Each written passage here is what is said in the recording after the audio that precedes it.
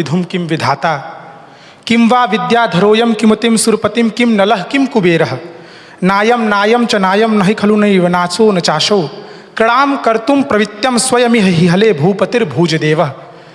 यह राजवल्लभ जी जब भोपाल के बारे में लिखते हैं तो उस परंपरा के बारे में लिखते हैं जो दानशीलता की, सुव्यवस्था के प्रतीक हैं।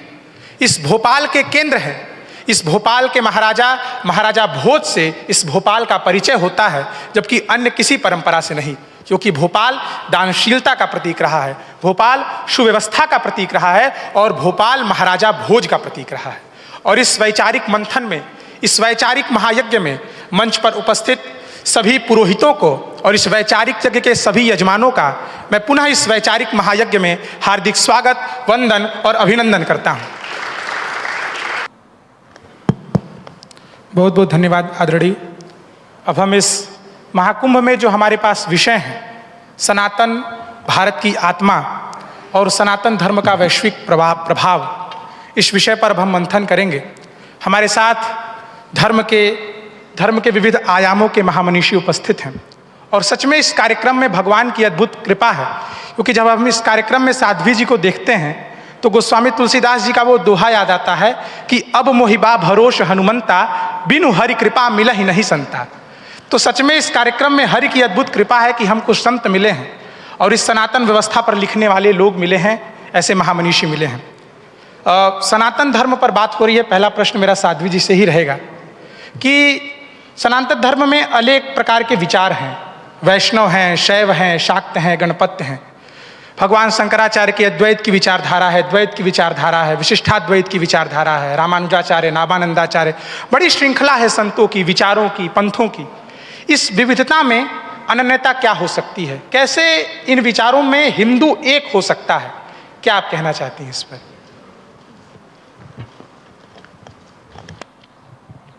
जय श्री राम।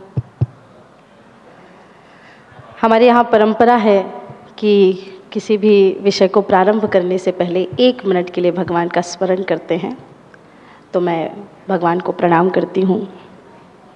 यो अंतः प्रविश्य मम वाचमिमां प्रसुप्तां संजीवयत्यखिल शक्तिधरः स्वधाम्ना अनन्यास हस्तचरण श्रवणत्वगादीन् प्रणामो भगवते पुरुषाय तुभ्यम्। और एक और मेरा सदैव से प्रिय कार्य रहा है। आप लोगों की जय जय घोष सुन के तो मुझे एकदम चक्कर आ गया। इतना धीरे धीरे जय जय घोष करेंगे आप तो हम जागरण कैसे करेंगे? तो भैया के प्रश्नों का उत्तर देने से पहले मैं एक बार चाहती हूँ कि आप दोनों हाथ ऊपर उठाओ, दोनों हाथ, और मुट्ठी बांध के जोर से जय जय घोष करना। इतना जोर से जय जय घोष की कम से कम इस पूरे परिसर के बाहर तक तो आवाज़ जानी ही चाहिए। भारत माता की। थोड़ा और जोर से कम इतना जय जय घोष करिए कि हमारे अंशुल भाई और उनके समस्त टीम जिन्होंने इतनी मेहनत की उनको वो सार्थकता तो लगे। और भारत माता की जय जय घोष सुन करके तो राजा भोज की नगरी के लोगों को जागरण का एक संदेश भी जाएगा ना। भारत माता की जय जय श्री राम, जय जय श्री राम, जय जय श्री राम, जय जय श्री राम। बहुत धन्यवाद। सीधे विषय पे आती हूँ। मैं एक बात को बहुत अच्छे से जानती हूँ कि सनातन धर्म और भारतीय संस्कृति जैसी विराटता आपको कहीं नहीं मिलेगी, क्योंकि हम उस परंपरा के संवाहक हैं जहाँ प्रभु श्री राम की मर्यादा को पालन करके लोग अपने पूरे जीवन को तुलसीदास जी की तरह बना करके बिता देते हैं, आदि काव्य लिख करके चले जाते हैं। भगवान कृष्ण के चरित्र को सुन करके अर्जुन जैसा व्यक्ति जो कहता है कि भाई ये मेरे चाचा है, ये मेरे दादा है, ये मेरे ताऊ है, आप सभी सुन रहे थे कि अभी गीता के भावों को भूल गए। मैं जैसा जानती हूँ कि गीता कभी सुनाई ही योग कर्म ध्यान के लिए नहीं गई थी। एक हारे हुए व्यक्ति को जो अपने रिश्तेदारों में इतना मगन हो गया था, जो ये कभी चाह ही नहीं रहा था कि भाई किसी भी प्रकार से अपनों के साथ युद्ध किया जाए, तो क्या किया गया? एक ऐसे व्यक्ति के लिए गीता सुनाई गई जो हारा हुआ था, थका हुआ था, युद्ध के लिए गीता सुनाई गई। तो यहाँ पे कृष्णानंदी हैं, यहाँ पे रामानंदी है, यहाँ पे रामानुजाचार्य हैं, यहाँ पे शैव्य है, यहाँ पे शाक्त है। हर एक व्यक्ति, अच्छा हम इष्ट स्वयं से नहीं चुनते, मैं ये बात भाव बहुत अच्छे से जानती हूँ। हमारे पूर्व के कर्म के अनुसार हमारा इष्ट पहले से निर्धारित होता है। आप देखना जो शिव जी के भक्त होंगे उनको थोड़ा ऐसा होगा कि छड़े रुष्टा छड़े तुष्टा रुष्टा तुष्टा छड़े छड़े, उनको गुस्सा भी बड़ा जल्दी आ जाता है और फिर वो मान भी बड़े जल्दी जाते हैं, क्योंकि उनका स्वभाव शिव जैसा हो जाता है। वो बड़े औघड़दानी भी होते कि भाई ठीक है ना, तुम्हारा कोई बात नहीं, ये लेना है ले लो, एकदम दिल खोल करके कार्य करते हैं। आप वही भगवान कृष्ण के भक्त को देखोगे, वो थोड़े चंचल होते, थोड़े माधुर्यता उनके अंदर ज़्यादा होती है, परंतु किसी के कार्य को अगर करने के लिए कहीं मित्र खड़ा हो जाए तो प्राण भी देना पड़े, है ना, तो वो कार्य करते हैं। हमारे सनातन धर्म में विविधता इसलिए बनाई गई कि स्वभाव व्यक्ति का अलग अलग है। अगर एक ही देव होगा, भगवान शिव है जैसा उनका स्वरूप है, तो पूरी दुनिया तो फिर शमशान में मगन होकर के नाचने लगेगी, गाने लगेगी। हमें धन की भी आवश्यकता है, तो फिर माधुर्यता को लाने के लिए भगवान कृष्ण के उपासक बनाए गए। हमें राष्ट्र को कंट्रोल करने के लिए, मर्यादा में रखने के लिए भी आवश्यकता है, तो प्रभु श्री राम के भक्त आ गए। तो यहाँ विविधता में अनेकता इसलिए है क्योंकि राम कृष्ण दो एक है, अंतर नहीं निमेक। इनके नयन गंभीर है, उनकी चपल विशेष, दोनों में कोई अंतर नहीं है। और शिव जी के लिए भी शिव पुराण में कहा गया कि भगवान विष्णु शिवस्य ही विष्णु विष्णु ही परमो शिवः एक एव द्विधा भूतो लोके चरति नित्यसः। अगर आप शास्त्रों को पढ़ना बंद कर देंगे तब तो आपको सब अलग अलग लगेंगे, ऐसा लगेगा कि संप्रदाय बने हैं लोगों को बांटने के लिए। लेकिन अगर आप शास्त्रों को पढ़ेंगे तो आपको समझ में आएगा कि ये सारा जो स्वरूप बनाया गया वो हमारे स्वभाव के अनुसार हमारे देवी देवताओं को बनाया गया, और किस समय किस प्रकार के देवी देवता की कैसी पूजा करना चाहिए। कभी भागवत महापुराण के द्वितीय स्कंद को आप पठन पाठन करेंगे तो आपको समझ में आएगा कि ब्रह्मा जी की पूरी सृष्टि में सत रज तम से लेकर के हर प्रकार के देवी देवताओं को बनाया गया। परंतु दुख किस बात का है कि इतने देवी देवता होने के बाद भी, इतने सुंदर सुंदर मंदिर होने के बाद भी, इतने साधु संत होने के बाद भी 18 पुराण 18 उपपुराण 4 वेद 6 शास्त्र उपनिषद और कितने सारे बड़े बड़े धर्म ग्रंथ और हमारे इतने बड़े बड़े दिग्गज लोग बैठे, इनके द्वारा लिखी हुई रचनाओं को छोड़ करके जब लोग पीर फकीरों के यहाँ जाते हैं तो मुझे दुख इस बात का होता है कि तुम्हारा खुद का घर तो संभाले नहीं संभलता, तुम्हारे खुद के जितने मठ मंदिर और हमारी धारणाएं हैं वो तो संभाली नहीं संभलती, पर तुम एक अपनी बीमारी को ठीक करने के लिए किसी पीर फकीर के यहाँ चले जाओ। तो पहले तुम अपने धर्म ग्रंथ को समझ लो, अपने शैव, अपनी शाक्त, अपनी परंपराओं को जान लो। अगर उनसे फिर फुर्सत मिल जाए, और मुझे लगता नहीं कि मैं 10 जन्म भी ले लूंगी तो मैं अपने सनातन धर्म को विस्तार से जान पाऊंगी, इतना अगाध और विराट धर्म है मेरा। बहुत धन्यवाद। बहुत बहुत धन्यवाद। अभी हमने विविधता को सुना और इसी विविधता में एकता का महापर्व कुंभ हुआ। हमारे साथ आदरणीय शांतनु जी हैं। कुंभ भारत की आध्यात्मिक चेतना का महापर्व हुआ, विश्व से अनेकों लोग आए। तो मैं आपसे पूछना चाहता हूं कि कुंभ की महत्ता क्या है। और जब हम आचार्यों को, महामंडलेश्वरों को, अखाड़ों को सुनते और समझते हैं तो हमको लगता है कि बस एक कुंभ में दिखाई देते हैं। तो अखाड़ों और महामंडलेश्वर की पदवी, उनकी हायरार्की क्या होती है, और वो जब कुंभ में आते हैं तो उसके बाद वह कहाँ जाते हैं, इसके बारे में आप जरा हमको बताइए, अखाड़ों और महामंडलेश्वरों के बारे में। भोपाल में सभी को नमस्कार। बड़ा बहुत दिनों बाद भोपाल आना हुआ है।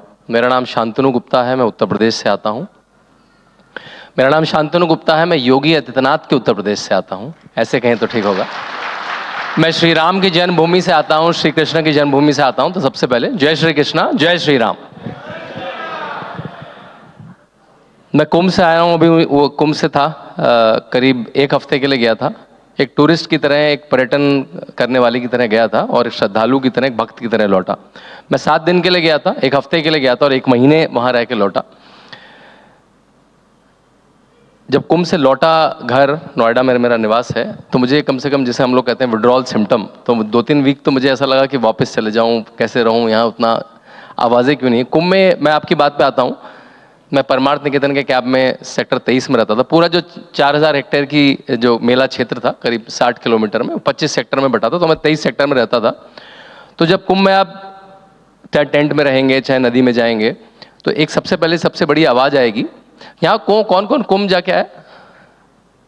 बहुत सारे लोग जाके आए। तो जब पहली आवाज़ आपको कुंभ में सुनाई देगी, वो कौन सी सुनाई देगी? खोया पाया, लॉस्ट एंड फाउंड की जो आवाज़ आती है, वो सबसे जोर की आवाज़ पूरे कुंभ मेला क्षेत्र में आपको सुनाई देगी। आपको थोड़ा पेन भी होगा कि अरे इतने लोग खो रहे हैं क्या। तो एक दिन मैं, जो थोड़ा खोया पाया सेंटर खाली था, मैं जाके आया अंदर किसी से बात करके। उन्होंने कहा आजकल खोता कोई नहीं है, कोई 10 मिनट में मिल जाता है, कोई 1-2 घंटे में। हाँ, वो 1-2 घंटे जब तक नहीं मिलता है तो उसकी जो पीड़ा है अपने प्रियजनों से दूर रहने की, तो एक खोया पाया की आवाज़ रहती थी। जैसे एक आवाज़ आएगी आपको, जैसे आप बाहर निकले, अरे बिट्टू के पापा कहाँ तुम चले गए, कपड़े भी लेके चले गए। तो कांस्टेंट एक आवाज़ आती रहेगी। एक बार मैंने सुना कि रात के करीब रात के 12 बजे 1 बजे 2 बजे आती रहती है आवाज़, खासकर जिस दिन मेले का खास दिन होता है, कोई अमृत स्नान होता है।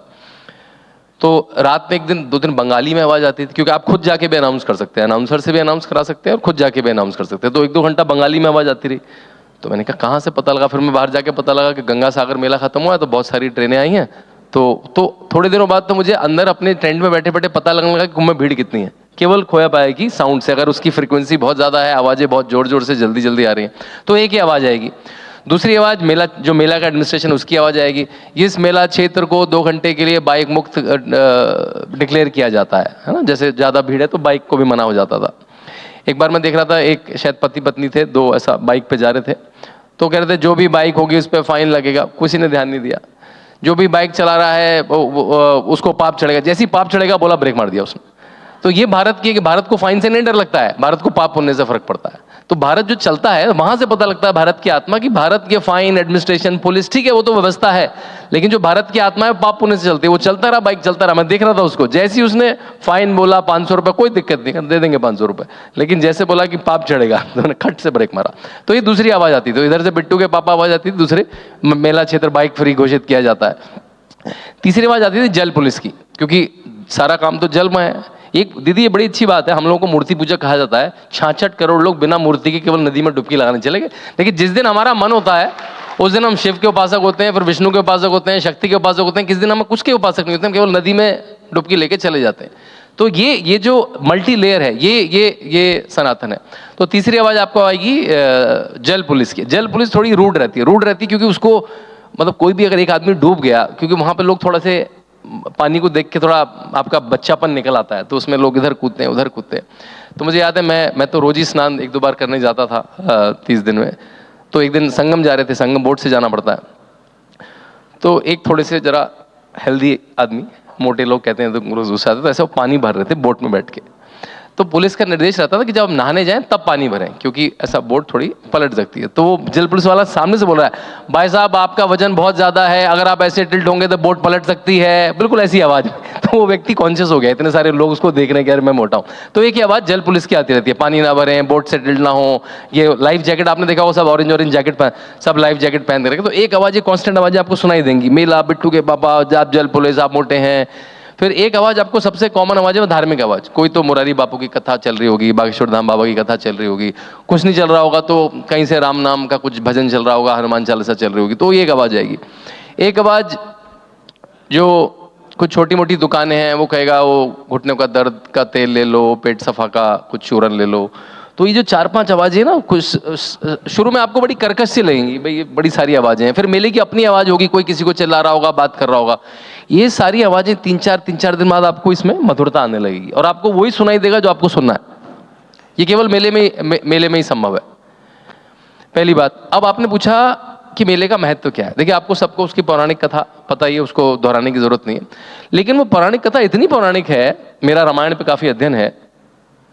जब राम लक्ष्मण को विश्वामित्र लेके जाते हैं ताड़का का वध करने के लिए, मारीच स्वभाव का वध करने के लिए, तो बहुत लंबा रास्ता होता है।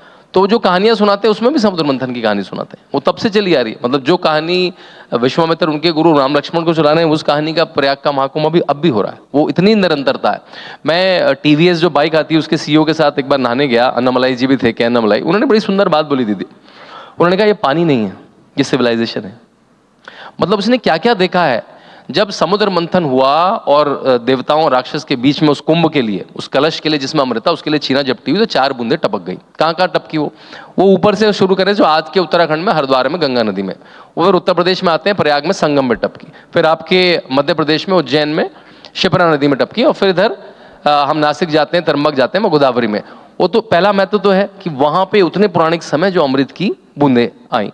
फिर अब जब आप कुंभ का देखेंगे इस समय क्यों होता है, नासिक कुंभ अलग समय में होता है, फिर आपको पता लगेगा, बात करेंगे कि वो तो इतनी साइंटिफिक तरह से होता है कि जैसे जो प्रयाग कुंभ है कि जुपिटर की जब 12 साल की पूरी साइकिल होती है सन के अराउंड, उस तिथि पे शुरू होता है, उस तिथि पे खत्म होता है। आज तो चलो जोगी बाबा का कुंभ है, इतना सारा प्रचार है कि भोपाल के एयरपोर्ट से लेकर बैंगलोर के एयरपोर्ट तक भी बोर्डिंग लगी है। आज से 1000 साल पहले जब किसी को कुछ नहीं पता था, खास तिथि पे संत भी, गृहस्थ भी, श्रद्धालु भी, सब बिल्कुल प्रयाग कुंभ कब, नासिक कुंभ कब, हरिद्वार कुंभ बिल्कुल पहुंच जाते थे। केवल आपका एक छोटा सा पंचांग, उससे पहुंच जाते थे। इतना इतना साइंटिफिक था आपका पंचांग, एक व्यक्ति को पता था। मतलब 12 साल की, मतलब 200 साल पहले गैलीलियो को इसलिए मारने का फरमान दे दिया क्योंकि उसने कहा धरती गोल है। और वो लोग साइंटिफिक हैं, आज भी वेस्टर्न लोग साइंटिफिक हैं, जिनको ये भी नहीं पता था 200 साल पहले कि धरा गोल है। और हम तो ज्योग्राफी को कब से भूगोल बोलते हैं, भूगोल हमारे लिए बहुत पहले से, कोई आज से भू हमारे लिए गोल नहीं है। तो हमारे कब से हमें तारों की स्थिति की, कब सैटेलाइट का, कब जुपिटर चक्कर लेता है, तो उस पहली तो दूसरी इंपॉर्टेंस यही हुई। तीसरी इंपॉर्टेंस वहाँ मैंने सामने देखी कि कोई भी जब अमृत स्नान या शाही स्नान होता है तो सारे संत नहाते हैं, वो दृश्य देखने वाला होता है कि जो वो संत भागते हुए आते हैं, हर हर महादेव का नारा लेके, त्रिशूल लेके, भाले लेके कूद जाते हैं उसमें, बिल्कुल ऐसा लगता है जैसे छोटे बच्चे कहीं नदी में नहाने जा रहे हैं। तो जैसी वो निकलते हैं तो कुछ लोग उसके जस्ट बाद नहाने की कोशिश करते हैं। उनको कहते हैं कि ये संतों का जो तप है वो भी पानी में आ गया। अब ये बात अब आप ऐसे माने तो वो है ना कि मानो तो बहता पानी, मानो तो गंगा माँ है, वो मानने की बात है। उसके बाद बहुत सारी माताएं क्या करती हैं, जो अखाड़ा मार्ग होता है उससे से थोड़ी सी रज ले लेती, थोड़ी सी मट्टी लेती हैं, ऐसे अपना पोटली साड़ी में बांध देती। मैंने पूछा कि माता से क्या लेती, क्यों ले लिया आपने? नहीं, ये वो तकिए के नीचे रखेंगे, बच्चे में साहस आएगा, बच्चे में तप की भावना आएगी, वो कुंभ का महत्व है। तो ये सारी लेयर में कुंभ का महत्व है। फिर उसमें अखाड़े आते हैं, आपको लगता है अरे तो नागा साधु है, नंगे रहते हैं। मैंने एक व्यक्ति बड़ा मजाक करता, हमारे देखिए शहरी लोग बहुत आए इस बार शुभ में जितना को चैटर सुनाई थी ना, वो शहरी लोगों के वैसे था। अरे चलना बहुत पड़ता है, पहले चलना बहुत पड़ता है, फिर आता हूँ, फिर अखाड़ों पे आता हूँ। एक बार मैं अपनी माँ को छोड़ने, मेरे सब लोग परिवार वाले हैं, माँ को छोड़ने रेलवे स्टेशन गया। मैं तो वहाँ का पक्का स्थायी नागरिक ही बन गया था, लोग आते थे चले जाते थे। तो मेरी माँ को छोड़ने गया मैं रेलवे स्टेशन, जैसे ही निकला बड़ी सी टोलिया, उन्होंने कहा भाई साहब संगम कहाँ है? मैंने कहा वहाँ है। वहाँ चलना शुरू कर दिया उन्होंने कुछ नहीं देखा, क्या पता मैंने गलत भी बता दिया। फिर मैंने रोक के पूछा, मैंने कहा अभी तो बहुत दूर है यहाँ से संगम, आप चलना शुरू कर दिया, 4 किलोमीटर चलने में आपको समय लगेगा।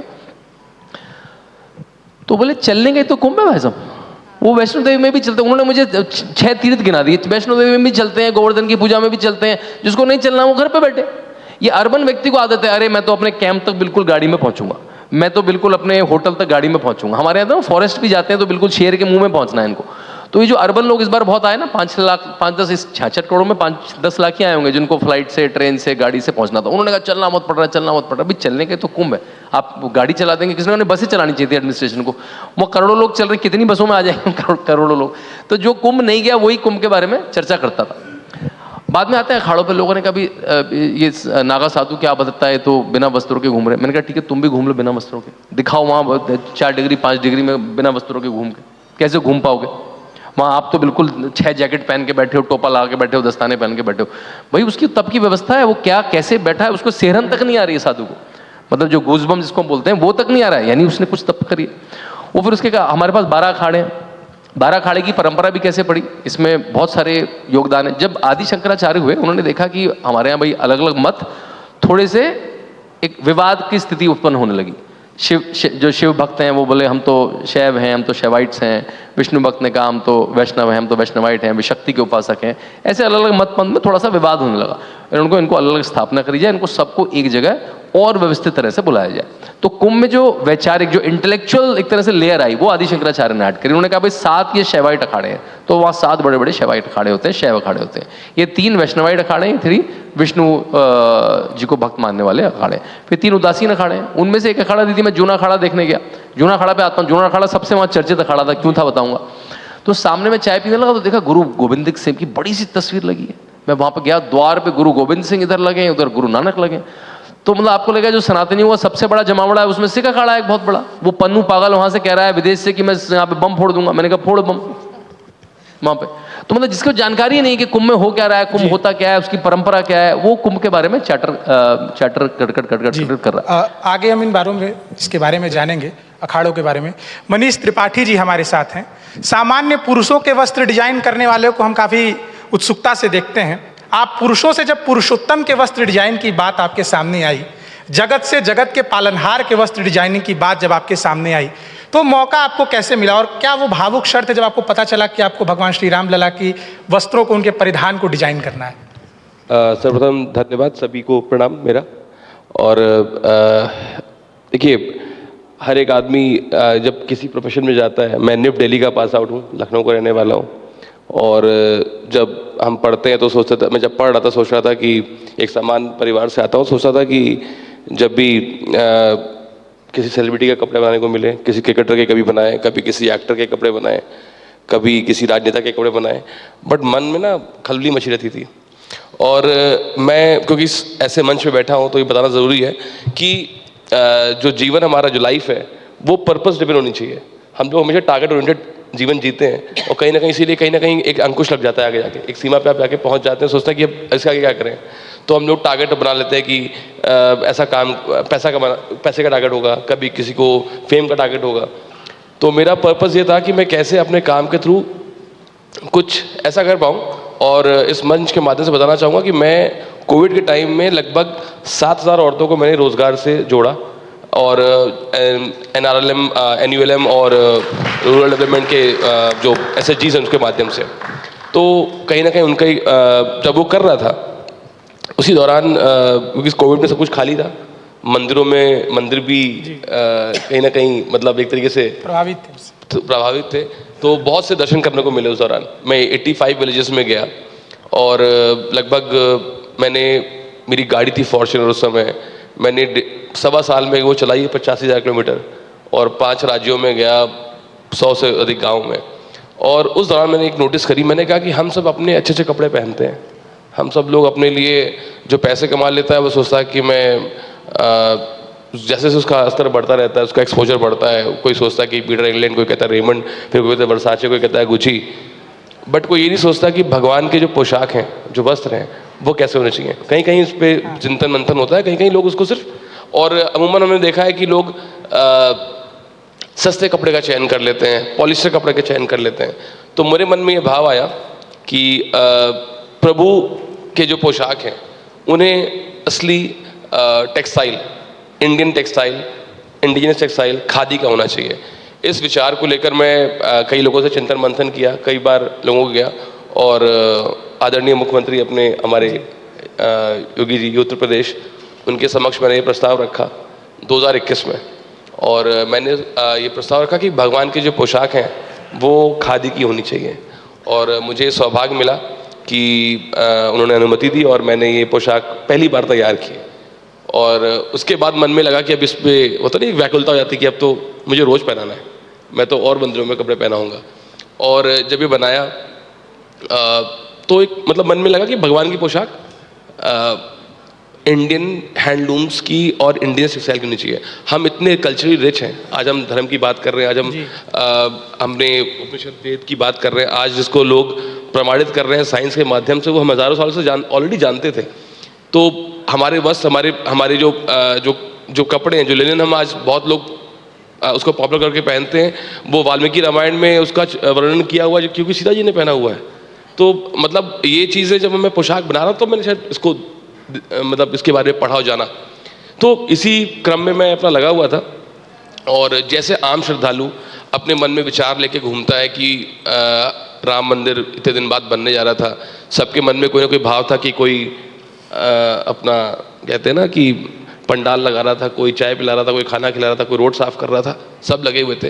तो मैं भी उसी क्रम में अयोध्या पहुंचा और मैंने कहा जो भी काम है ना मैं भी करूंगा, मतलब चाहे पानी पिलाने का काम मिल जाए, चाहे कुछ भी व्यवस्था में कोई काम मिल जाए, मैं अपना योगदान देना चाह रहा था। और मुझे नहीं पता था कि ये पोशाक बनाने का अवसर मुझे मिलेगा, और मैंने ट्रस्ट के समक्ष अपना प्रस्ताव रखा और मैंने बोला कि जो भी बना रहा हूँ मैं चाहता हूँ कि मैं उसकी मदद कर सकूँ। तो जो एक गिलहरी वाला भाव था कि नाम तो नहीं पता उस गिलहरी का नाम क्या था, बाकी लोगों को नाम पता है ना, वो कि हनुमान जी थे, ये अंगद जी थे, ये जामन जी थे, गिलहरी का नाम कोई नहीं जानता शायद। तो मैं कहा गिलहरी की तरह लग जाते हैं, कुछ ना कुछ काम किसी न किसी काम आ जाएंगे। तो उस भाव से अयोध्या पहुंचा और प्रभु की इसी कृपा रही। जैसे आप सब, हम क्योंकि हम सब लोग अपने मन में सोचते हैं कि सब परिकल्पना करते हैं, आज तो मंदिर सामने है, सब लोग मूर्ति को देख रहे हैं, उसको देख के भाव विभोर होते हैं, लेकिन उस समय किसी को नहीं पता कि मूर्ति कैसी दिखेगी, कैसी बनेगी। तो हर किसी करोड़ों के लोगों के मन में एक परिकल्पना थी अपने अपने तरीके से कि मेरे भगवान ऐसे दिखेंगे, भगवान आ रहे तो ऐसे नजर आएंगे। तो मेरे मन में भी एक भाव था कि भगवान जब आएंगे ना तो उनके लिए मैं पीताम्बर वस्त्र का ही पोशाक बनाऊंगा, असली पीताम्बर का बनाऊंगा। वो काशी में बनता है जी। अगर आप फेमिलियर तो हमारे पास एक पीताम्बर वस्त्र, उसमें आज भी सिल्क और कई बार कॉटन सिल्क दोनों को मिक्स भी करते हैं, उसमें असली कहते हैं शायद उसको, कॉपीन का जो वस्त्र होता है जी, कॉपीन। और मुझे उसके बारे में नहीं, मुझे पता है उसमें एक मतलब वो अभी भी वो चला आ रहा है हमारे काशी में अभी भी, और बहुत ही उसको लग्जरियसली उसको बनाते हैं। और एक तरीके का बहुत पुराना तरीका है वो कपड़े को वीव करने का। उसमें अगर पीला होता है तो वो उसको पीताम्बरी बोल देते हैं, अगर वो नीला तो नीलाम्बरी बोलते हैं, सफ़ेद है तो श्वेताम्बरी बोलते हैं, और लाल है तो उसको रक्ताम्बरी बोलते हैं। तो इन्हीं मुख्य रंगों में वो पोशाक वस्त्र मिलता है। तो मेरे मन में भाव था कि मैं वो पोशाक भगवान के लिए बनाऊंगा, और वो मैं अपने तरीके से उसकी तैयारी करा रहा था। और जिस दिन मुझे पता लगा कि ये वस्त्र बनाने का अवसर मुझे मिल रहा है, तो स्वाभाविक है कि आज हम लोग मंदिर में 1 सेकंड के लिए खड़े होकर भगवान को देखते हैं तो आंखों में आंसू आ जाते हैं।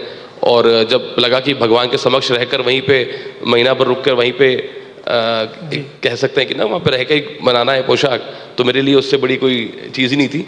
और सबसे इम्पॉर्टेंट चीज़ क्या है, एज अ डिज़ाइनर, क्योंकि मैं bespoke क्लोथिंग करता हूँ, मेरा ब्रांड है, उसका नाम है अंतरदेशी, नाम है उस ब्रांड का। तो मैं बड़ा प्राइड फील करता था कि हमने 7,000 लोगों के पर्सनली कपड़े बनाए और तमाम चीज़ें डिज़ाइन करी हैं। लेकिन जब जैसे आपके कपड़े में पोशाक बनाना चाहूँ तो आप मुझे बता पाएंगे कि मुझे ये पहनना है, मुझे ये ढीला लग रहा है, मुझे ये टाइट लग रहा है, रंग मेरा ये पसंदीदा है, मुझे चुभ रहा है या गड़ रहा है। अब वहाँ पे चैलेंज ये था कि संवाद करना था प्रभु श्री राम की मूर्ति से, और जिसमें मतलब लगता था कि कैसे, मतलब मैं तो जो एक ट्रस्ट ने हमें एक ब्रीफ दिया, साथ ही साथ लगा कि अगर तो अपने आप को सच में 500 साल पीछे लेकर गया। मैं सोचा मैंने, या 500 साल भी क्या और 1000, मतलब चल ये उस दौर में अपने आप को खड़ा करने की कोशिश करी कि शायद अगर मैं उस समय होता जिस समय रामलला का जन्म हुआ था, तो रामलला नहीं बताते, उनके पिताजी बताते, राजा दशरथ बताते कि ये एक राजा का पुत्र हुआ है और मर्यादा पुरुषोत्तम है। तो उनकी पर्सनालिटी, क्योंकि आज हम लोगों के पहनावे से जज करते हैं कि वो कौन क्या है। अगर किसी ने कुर्ता पजामा पहना के, कहते हैं हो सकता है पॉलिटिक्स में हो सकता है कि धोती पहना है, हो सकता है कोई संत या कोई वो हो। तो हम पोशाक से लोगों का एक इमेज क्रिएट करते हैं। तो वो एक तरीके का चैलेंज भी था कि मर्यादा पुरुषोत्तम के बाल रूप के लिए पोशाक वस्त्र बनाने, उन्हें चुभे भी ना, उन्हें लगे भी ना, और स्वाभाविक है कि वो भव्य भी लगे। तो वो जो संवाद स्थापित करने का मुझे वो जो मौका मिला, वो सौभाग्य मिला।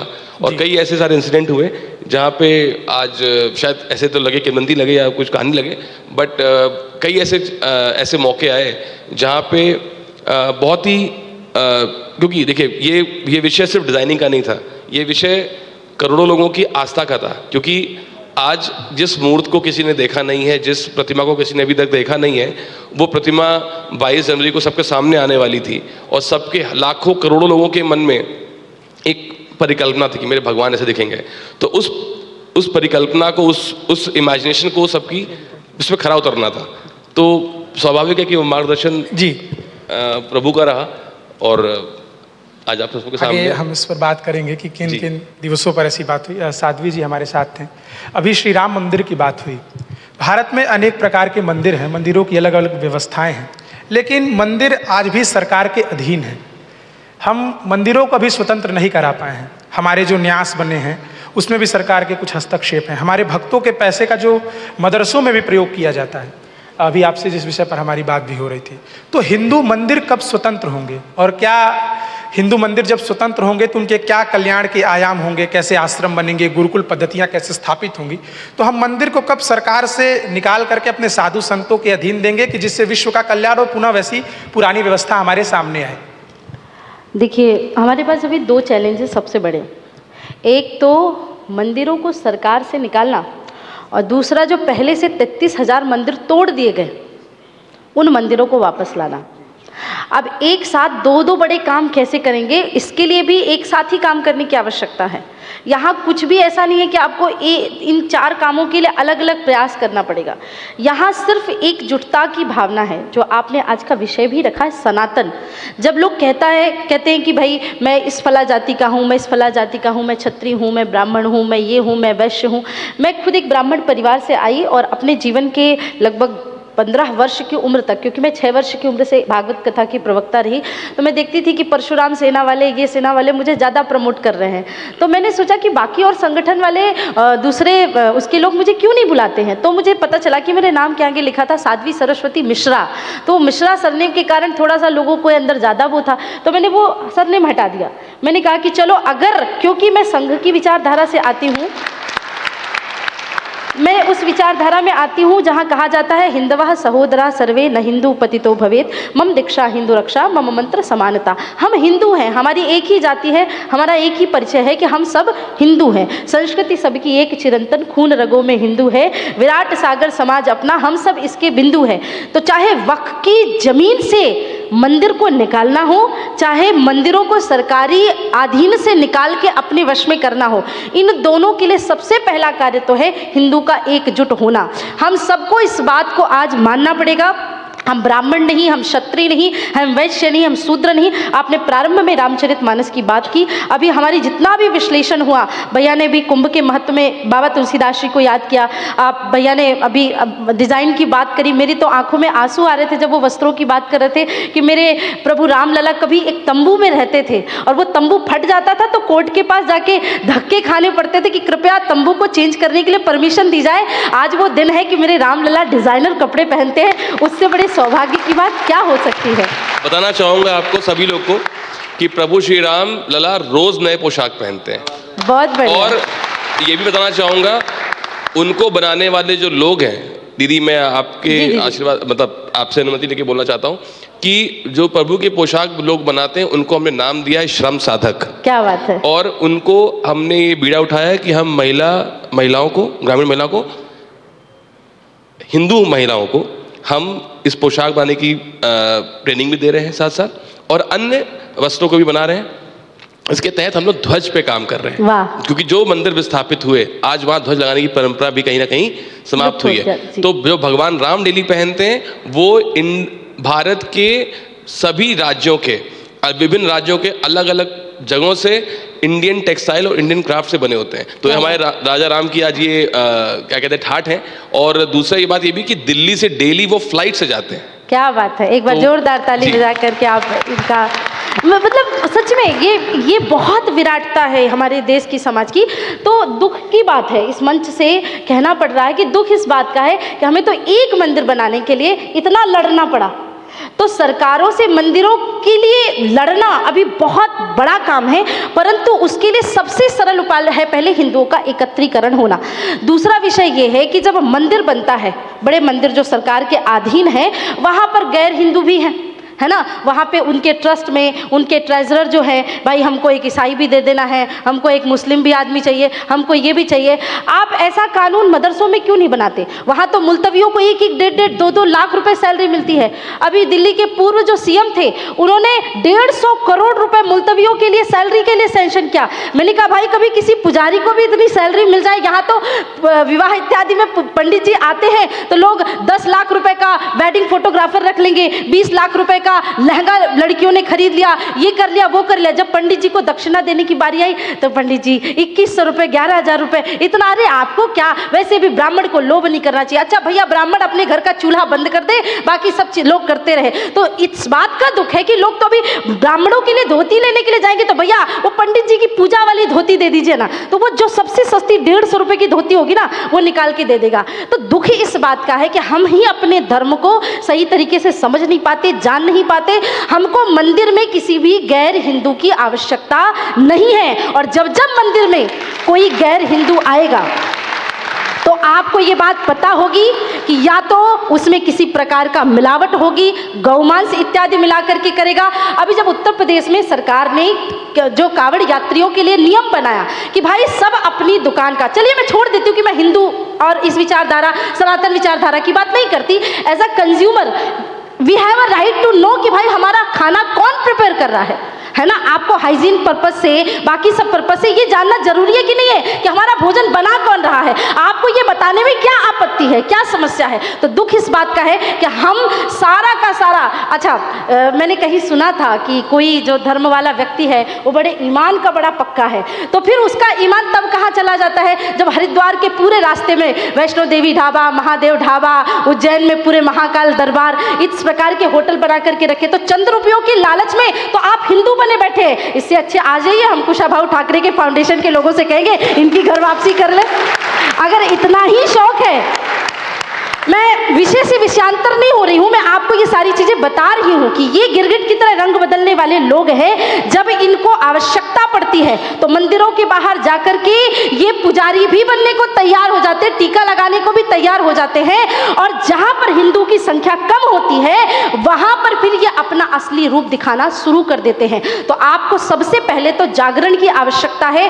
वक्फ बोर्ड से अपने जो मंदिर है 33,000 मंदिरों का सरकारी एक आप रिकॉर्ड देख लेंगे, 33,000 मंदिरों को तोड़ा गया। हमारे बहुत सारे धर्म ग्रंथों को जलाया गया, और जो नहीं जला पाए उनको तोड़ मरोड़ के बाद में उन पे कहीं किसी प्रकार से श्लोक इत्यादि और उनके चेंजेस बहुत सारे किए गए।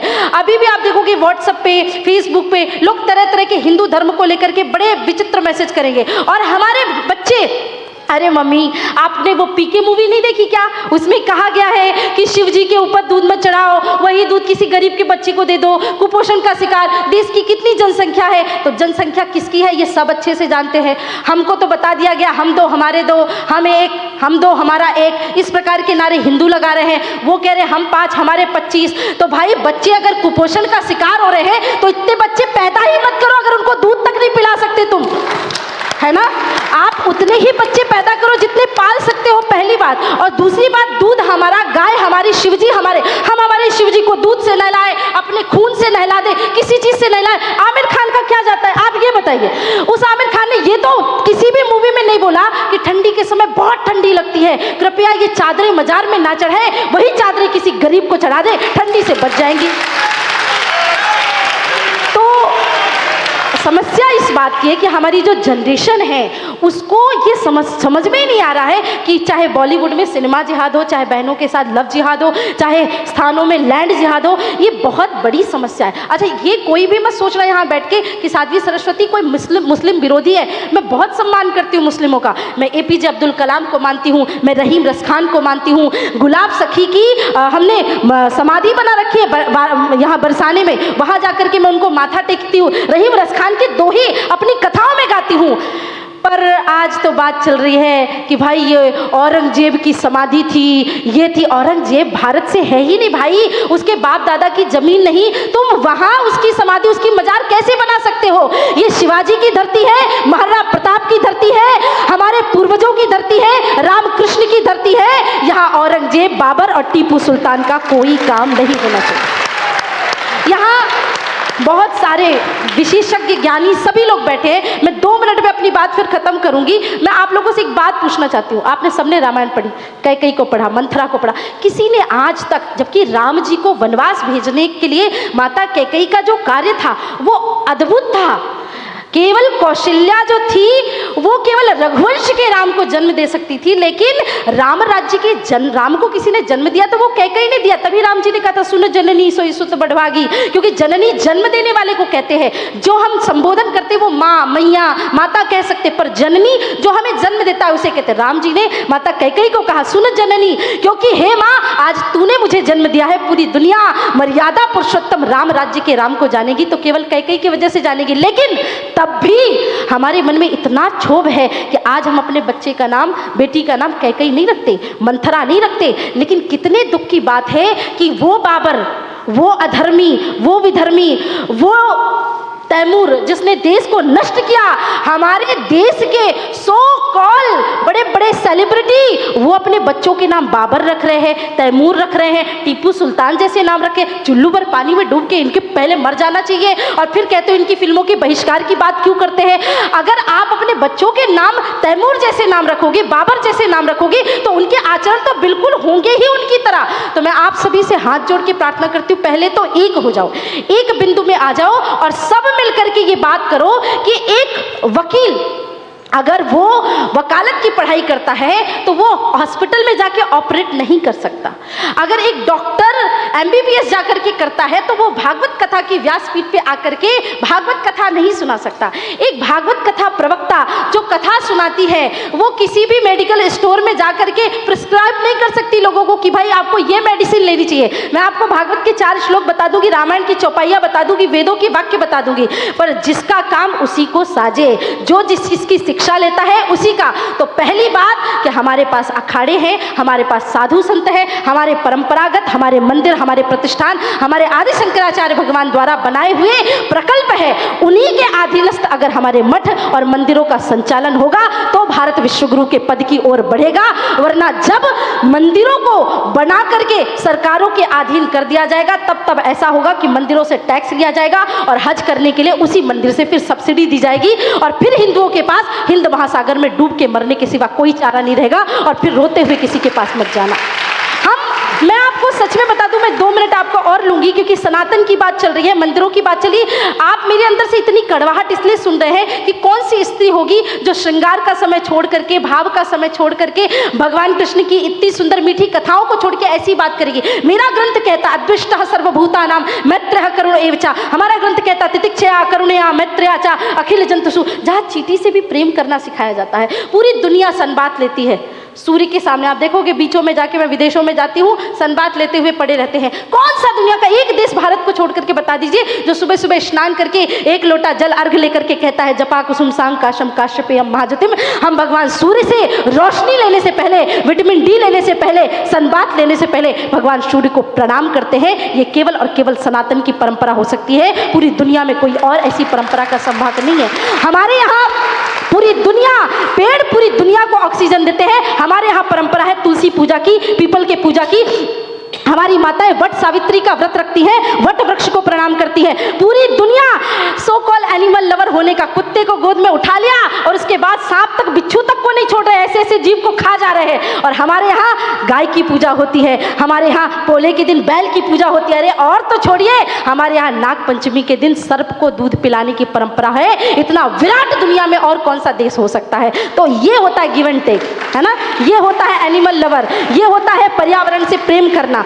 तो मैं आप लोगों से प्रार्थना करती हूँ, एकजुटता जिस दिन हिंदुओं के अंदर आ गई, आज नागपुर में दंगे चल रहे थे, हिंदू एक हो गए तो सारे लोग एकत्रित होकर के, पूरी सरकार एकत्रित होकर के झुक गई। लेकिन जहां जहां पर हिंदू बट गया है वहां पर हिंदू कट गया है। इसीलिए बटेंगे तो कटेंगे, एक रहेंगे तो सेफ रहेंगे। ये नारा किसी राजनीतिक पार्टी का नारा नहीं है, ये हम सब के लिए है और हम सबको इसको पूरी तरह से अक्षरशः पालन करना पड़ेगा। हम सब लगे हुए हैं, आप सबसे भी प्रार्थना कि मिल करके ये प्रयत्न करिए कि मंदिर सरकारों से अधीन होकर के, निकल करके हम सब जो साधु संत हैं, महात्मा गढ़ है, पुजारी गढ़ है, उनके अधीनस्थ हो और बल्कि देश की जनता के अधीनस्थ हो। मुझे तो लगता है कि चुनाव तो नहीं, मंदिरों के लिए चुनाव कौन कर सकता है, वो भगवान का मंदिर है, हम कौन होते हैं उसके लिए चुनाव करने वाले, लेकिन सही तरीके का कार्य हो। क्योंकि क्षमा करना, मैं तो अब रास्ते में भोजन करना भी बंद कर चुकी हूँ। मैं QR कोड स्कैन करने के बाद, स्थान देखने के बाद, ना पूछने के बाद भी मेरे अंदर की आत्मा अब कांप चुकी है, क्योंकि मैं किसी का थूका हुआ भोजन तो नहीं कर सकती, है ना। तो ये मंदिरों के लिए भी इस व्यवस्था को समझना पड़ेगा। बहुत धन्यवाद। अभी षड्यंत्र की बात हो रही थी। कुंभ में सबसे बड़ा मीडिया का षड्यंत्र हुआ। हमको कुंभ में जिन आचार्यों को दिखाना था, जिनकी वर्षों की परंपरा रही, उन साधु संत मनीषियों को दिखाना था। कोई वर्षों से हाथ ऊपर किए हैं, किसी ने कोई वर्षों से सोया नहीं है। तो ऐसी विराट परंपरा के साधु संतों को हटा करके एक विशेष सो कॉल्ड मीडिया का जो एक षड्यंत्र था, उसने IITN बाबा को दिखा करके सनातन धर्म का दुष्प्रचार किया। मोनालिसा को दिखाया गया। तो कुंभ की जो असली महत्ता थी, कुंभ के जो असली लोग थे, कुंभ के में जिनसे हमको कुछ ज्ञान लेना था, उस महाकुंभ में ज्ञान के वैचारिकी का जो महाकुंभ था, उसमें षड्यंत्र कैसे हुआ? और आपने षड्यंत्र को देखा क्या अपने आँख के सामने, क्योंकि आप अधिक दिनों तक कुंभ में रहे भी, तो इस षड्यंत्र को आपने कैसे देखा? देखिए, जब कुंभ शुरू हुआ और एक एक दिन करके वो व्रत होता गया, मेरे ख्याल से कुंभ के जब बीच में आए, तो अगर आप इंस्टाग्राम में रहें तो हर दूसरी दिन हर रील ही कुंभ की थी, एक समय में आ गया था। तो जितने मीडिया वाले हैं वो अलार्म हो गए उनके लिए, यार तो जैसे दीदी ने कहा कि तो सारे हिंदू जाग रहे हैं इसमें। तो जब आप नहाने जाएंगे तो कोई मध्य प्रदेश का है, कोई बंगाली बोल रहा है, कोई मराठी बोल रहा है, वो तो पानी एक दूसरे को टच हो रहा है, वो कौन किस जाति है किसी को नहीं पता है। यानी पता लग गया कि हिंदुओं में मूल भावना नहीं है जाति की, थोड़ी बहुत जो सतह पे बची है वो भी खत्म हो रही है। अगर मूल भावना जाति की होती तो उस नदी में कोई जाता ही नहीं। कैसे जा सकता है भाई? खाना तो पानी छू रहा है आपको, जो दलित को छुकेगा वही आपको छू रहा है, आपको पता ही नहीं लग रहा है कौन बंगाली। तो जब ये देखने लगा कि ये तो हिंदू बहुत जोर से हो रहा है, वहाँ पे पूरे में मोदी जी योगी के पोस्टर लगे थे, उसमें लिखा था आओ हम सब के पुण्य फले, हम मिलके हम सब कुंभ चले। पूरी जनता, मैंने हजारों लाखों लोगों थे उनके साथ सेल्फी ले रही है। उनको यार तो पॉलिटिकली भी मतलब 64 करोड़ लोगों ने वोट करा 2024 के इलेक्शन में, 66 करोड़ लोग कुंभ में आ गए। इस बात को आप ध्यान से सुनिएगा, मतलब कुंभ की जो इलेक्शन कमीशन की इतनी बड़ी प्रणाली है, आपका जो बूथ होता है आपके घर से 1 किलोमीटर के अंदर में होता है, उसमें आए 66 करोड़ लोग, और कुंभ आपको कहां से, तमिलनाडु से और बंगाल से किलोमीटर चल के, पैदल चल के, तब 66 करोड़ लोग आ गए। तो लोगों ने ये तो गड़बड़ है। 64 करोड़ लोगों में से 24 करोड़ लोगों ने वोट किया था भाजपा को, 66 करोड़ लोग यहाँ पे आ गए। वो कुंभ की व्यवस्था देख रहे हैं, मोदी योगी की व्यवस्था देख रहे हैं। तो जब इससे मामला कर, इससे व्यवस्था हटाओ यार, लाओ कोई टेढ़ा मेढ़ा आदमी, ओ IT बाबा ये ठीक है, इसको दिखाओ, अच्छा ये मोनालिसा इसको दिखाओ, कुछ ऊपर नीचे हो गया इसको दिखाओ, तो बड़ा। लेकिन इसमें आपको सोशल मीडिया को धन्यवाद देना पड़ेगा। वो हुआ 3-4 दिन, लेकिन वो चले गए, IT बाबा 4-5 दिन चले, फिर वो आ गए। फिर उसमें बागेश्वर धाम की कथा चल रही है, बाबा रामदेव का योगा चल रहा है, उसमें कुछ ज़्यादा दिखा रहे हैं कि जो हीरो भी हैं, जो आपके क्रिकेटर भी हैं, वो सब वहाँ पे डुबकी ले रहे हैं। तो वो हुई दिक्कत हुई। और अब तो और दिक्कत होने वाली है, क्योंकि वहाँ पे आई थी कहते 25 यूनिवर्सिटी स्टडी करने, अब सबकी रिपोर्टें आने वाली हैं। वो जो गंगा गंदी थी वो भी साफ हो गई है, अब नहीं साफ हो गई, मतलब रिपोर्टों में साफ हो गई। लोगों ने, US के साइंटिस्ट ने बता दिया नहीं ये तो सेल्फ क्लीनिंग है, गंगा के जो बैक्टीरिया वो तो गंदे हो ही नहीं सकते। तो बिल्कुल, मतलब बल्कि कुछ पैचेस में तो ड्रिंकेबल वाटर था, वो इतने सारे लोगों के नहाने के बाद वो ड्रिंकेबल वाटर था, स्नान करने वाला, मतलब पोर्टेबल था, वो केवल नहाने लायक नहीं था। तो देखिए, जो इस समय जो सनातन जिस वेग में है कि ताजमहल जिसका इतना एडवर्टीजमेंट होता है, लोनली प्लैनेट से लेकर 7 वंडर्स ऑफ द वर्ल्ड से लेकर, उसमें आए 12 करोड़ लोग, श्री राम के मंदिर में आए जहाँ की पोशाक बनाई भाई ने, वहाँ पे 13.5 करोड़ लोग। ये देख के क्यों नहीं परेशान होंगे लोग? काशी विश्वनाथ जो वहाँ पे कुछ चंद लाख लोग आते थे, वहाँ पे 8.5 करोड़ लोग आए। और उससे देखिए, ये सब के होने से लक्ष्मी माता की पूरी कृपा आ रही है। होटल वाला, टैक्सी वाला, कार वाला, होम स्टे वाला, कलावे वाला, मूर्ति वाला, पंडित जी, निषाद, बोट चलाने वाला, सब, मतलब बॉटम टू टॉप पूरी इकोनॉमी तर रही है। कुंभ में इन्होंने खूब छाती पीटी, 15,000 करोड़ रुपए खर्च कर दिए सनातन के इवेंट में। बाद में CIA की रिपोर्ट आई, 3.5 करोड़ लाख का बिजनेस जनरेट करा उसने। वो जो पानी का पीपा था जिससे आप गंगा जल भर के ले जा रहे थे, उसने भी करा। और ITDC इसका 50,000 रुपए एक दिन का टेंट था, उसने भी करा। चाय वाला, एक मैंने बात करी धीरे धीरे, पहले तो हमने पैसा नहीं बताते हैं लोग, अपशकुन मानते हैं। धीरे धीरे मेरी दोस्ती हो गई वहाँ पे, तो लोगों ने कहा सर जितना पूरे साल में कमाते हैं उतना 1 महीने में कमा के जा रहे हैं। तो उन्हें बना लिया, किसने बाइक खरीदनी है, किसने लड़की का ब्याह करना है, वो 4-5 लाख छोटा चाय वाला बना के गया, क्योंकि वॉल्यूम बहुत है। 10-10 रुपए तो ले रहा है वो, 10-10 रुपए, 1,000 रुपए एक दिन में 3-3 हज़ार का गल्ला उठा रहा है वो। जो बड़ी दुकान वाले 1-1-1.5 लाख का गल्ला उठा रहे हैं। मैं आखिरी बात कह के खत्म करूंगा कि बदलाव कैसे आ रहा है वो मैंने देखा जनवरी में 22 तारीख को। मैं भी वहीं पे था, इन्वाइटेड था, देखा रामलला को। उसके बाद जब हम लोग बाहर में आए तो NDTV के साथ मैं कमेंट्री कर रहा था। और जोगी बाबा की एक परंपरा है, जब भी ऐसे भक्त होते हैं तो ऊपर से वो पुष्पों की वर्षा करते हैं। कुंभ में भी आपके ऊपर पुष्प जरूर पड़े होंगे। तो मैं नदी के बगल में था, सरयू रामघाट पे था, तो एकदम से जो मेरे सामने की जो नदी थी दीदी, उसमें बहुत सारा फूल गिर गया और लाल लाल लाल लाल हो गया। एकदम से मुझे एक तरह से जैसे ना डिजाबू इंग्लिश में होता है, पुरानी स्मृति याद आई कि जो सरयू लाल आज नहीं हुई, सरयू पहले भी लाल हो चुकी है। 1990 में राम भक्तों के खून से लाल हुई थी, आज राम भक्तों पे फेंके गए फूलों से लाल होती है। ये बदलाव आया सनातन में आज। और वो जब आंख से देखने को मिलता है ना, वो जो रामलला का टेंट, अगर आप कोई भी गया होगा उसमें, आपको क्रोध और आंसू साथ में आएंगे। मतलब रामलला के देश में आप रामायण का सीरियल देख रहे हैं, रामायण पे पिक्चर बना रहे हैं, आप हनुमान चालीसा पढ़ रहे हैं, लेकिन उससे क्या फायदा? रामलला तो टेंट में बैठे हैं। इतनी मतलब 100 करोड़ 150 करोड़ लोग एक मंदिर नहीं बना सकते रामलला का। मेरे ख्याल से वो तक नेशनल पाप था जो धुल गया हमारे ऊपर से, कि अब आप बता रहे हैं कि रोज फ्लाइट से कपड़े आते हैं। मतलब पहले नेहरू जी के कपड़े आया करते थे फ्लाइट से, रामलला के कपड़े आते हैं फ्लाइट से। ये बदलाव आया भारत में। अभी वस्त्रों की ही बात हो रही थी। मनीष जी, आपने कहा कि हम लोकल लोगों को सिखाते हैं, लोकल फॉर वोकल की बात करते हैं, और राम भी, केवट, सबरी सभी लोकल लोगों से भी जा कर के मिले। तो कैसे आप उन लोग को ट्रेन करते हैं? और जो आपने कहा कि अलग अलग पोशाक रोज भगवान श्री राम पहनते हैं, तो सप्ताह में जो दिन है उसमें कैसे उनके जो ड्रेस है उसके रंगों को हम डिसाइड करते हैं, और विशेष अवसरों पर हम कैसे उनका वेश परिधान बनाते हैं? मैं एक छोटा सा प्रश्न ऐड कर दूं, मुझे बड़ा कौतूहल आ रहा है, उस ड्रेस का होता क्या है? वो रिपीट करते हैं या कहीं चली जाती है? और जब आपने रामलला का नाप लिया तो कैसा लगा आपको? देखिए, वो भी अभी तो ट्रस्ट की उसमें ही है, बट व्यवस्था बन रही कि वो ऐसा प्रसादी के रूप में लोगों को दिया जा सके। और लेकिन सबसे महत्वपूर्ण विषय ये है कि क्योंकि हम सनातन के एक मंच पे बैठे हुए हैं जहाँ पे उसे विचार कर रहे हैं, मेरे मन में यही भाव था कि अपना यश हो गया, नाम हो गया, फोटो चल गई, खूब न्यूज़ में इंटरव्यू हो गए, बट उसके बाद क्या, मतलब हमने बना लिया भगवान, अब ये तो नाम जुड़ गया, प्रभु की कृपा से कि अब वो रहेगा। तो मेरे मन में विचार ये आया कि ये जो बहुत से ऐसे, अगर 100 मुसलमान तो ऐसे इसमें ऐसे 50 ऐसे भी हैं ना जो शायद हिंदू थे 2-3 पीढ़ी पहले, आज जो सब भाग रहे हैं जो भी कुछ चीज़ों से। तो मेरे मन में आया कि ये हिंदू, ये मुसलमान बने क्यों होंगे, मुसलमान बने कैसे ये, या ईसाई कैसे बने। तो मेरे मन में विचार आया कि ये इसके पीछे बहुत बड़ा कारण ये रहा होगा कि इनके पास पैसे का अभाव रहा होगा। कोई आया इनको, उसने कहा कि मैं तुम्हें 5,000 रुपये दे रहा हूँ, तुम ये धर्म को अपना लो, और वो उस धर्म में चले गए। और जब उनको लगा कि कहते हैं ना बाप बड़ा ना भैया सबसे बड़ा रुपया, अब मैं मतलब ये मैं बहुत बोल्डली इसलिए बोल रहा हूँ क्योंकि जो एक गरीब तबके का इंसान है जिसके घर में शायद खाने का पैसा नहीं हो, उसे कोई अगर 5,000 रुपये को दे देता है तो उसको अपना भगवान मान लेता है। तो मुझे लगा कि क्यों ना अपने ही सनातन धर्म के लिए काम करके, क्यों ना मैं अपने देश के जो फाइनेंशियली वीकेंड सेक्शन के जो लोग हैं उनको मैं कैसे करके उनके घर में एक आय का एक जरिया तैयार कर सकूं। और अब उसी कड़ी में मैं काम कर रहा हूं।